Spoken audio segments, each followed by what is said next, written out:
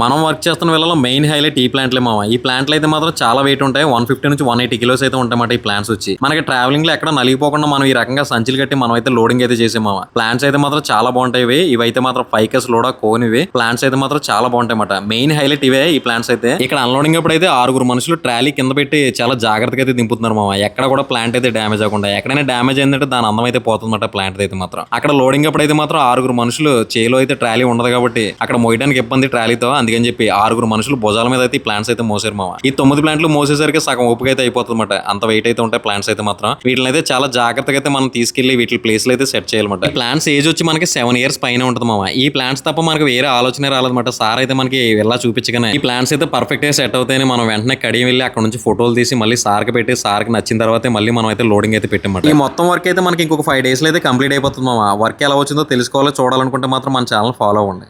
ఇది వ్యాపారం.